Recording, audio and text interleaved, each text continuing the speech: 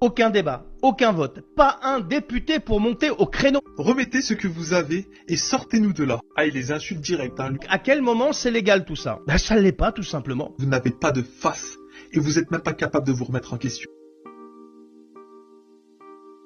Des généraux viennent de balancer un truc complètement explosif adressé aux deux assemblées. Ils accusent le pouvoir exécutif de violer la Constitution, de planquer l'envoi d'armes et peut-être même de soldats en Ukraine. Donc le 17 avril 2025, là, une lettre a été adressée au président des deux assemblées, donc l'Assemblée nationale et le Sénat. Elle a été signée par des dizaines de militaires français. Et qu'est-ce qu'il dénonce dans cette lettre? Alors d'abord, l'article 35 de la Constitution. Donc l'article 35 de la Constitution oblige le gouvernement à informer le Parlement dans les 3 jours si on envoie des troupes à l'étranger et à faire voter une prolongation au-delà de 4 mois. Le problème, c'est que des rumeurs sérieuses circulent depuis 2022 sur la présence de militaires français. Où ça? En Ukraine. Il n'y a eu aucun débat, aucun vote, c'est le silence radio complet. Deuxième chose, l'article 53. Donc en février 2024, Macron signe un accord de sécurité avec Zelensky. 3 milliards d'euros d'aide, rien qu'en 2024. Mais le problème, c'est que l'accord n'a jamais été ratifié par le Parlement comme l'impose la Constitution quand il y a impact sur les finances publiques. C'est pour ça que le petit malin, il vous dit que tout est financé, je sais pas quoi. Non,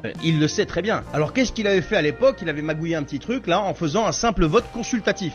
C'est pas légal, c'est pas conforme. Et ce qui pique le plus, c'est l'article 411.3 du Code pénal. Il interdit formellement la livraison d'équipements militaires à une puissance étrangère sans cadre légal clair, surtout si elle est en guerre. Et que nous, on l'est pas. Or, on file des armes à l'Ukraine qui combat la Russie.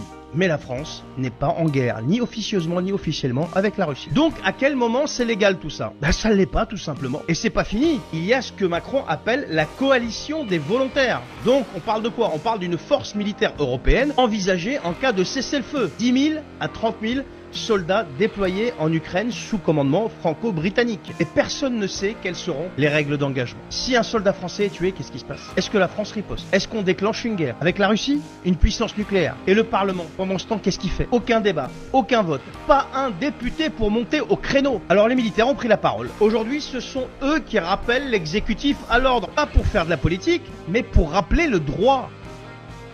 On a le peuple palestinien qui manifeste contre le Hamas et le président de la Palestine qui insulte tout simplement le Hamas. Fils de, remettez ce que vous avez et sortez-nous de là. Ah, et les insultes directes, hein, lui... Et quand on voit que les Palestiniens manifestent quasiment tous les jours contre le Hamas, et alors vous en pensez quoi les pro-palestiniens de France? Vous savez, les pro-Hamas en France? Non mais à croire qu'en France, en fait, vous savez, ceux qui manifestent, ils souffrent plus que les propres Palestiniens. Ils sont tellement engagés, ils sont tellement à fond dedans. Et quand les Palestiniens manifestent et que le président insulte le Hamas, ça leur va pas. Ils disent tout simplement que le président palestinien a été acheté par Israël. Comme d'habitude, la théorie du complot. Mais même le peuple, là, pour eux, en fait, il a été acheté par Israël. Les gars, en fait, ils sont juste antisémites, anti-juifs. Ils comprennent même pas le conflit. Ils comprennent pas que le peuple, le président, toute la Palestine en a ras-le-bol du Hamas. Et que vous, là, en France, les pseudo-héros de la Palestine, vous êtes des rigolos. Vous êtes des pantins. Vous ne comprenez strictement rien à ce qui se passe là-bas. Allez manifester contre le Hamas dorénavant. Parce que vous savez que tout ce qui souffre, c'est à cause du Hamas. Mais ça, vous le ferez jamais. Parce que vous n'avez pas de face.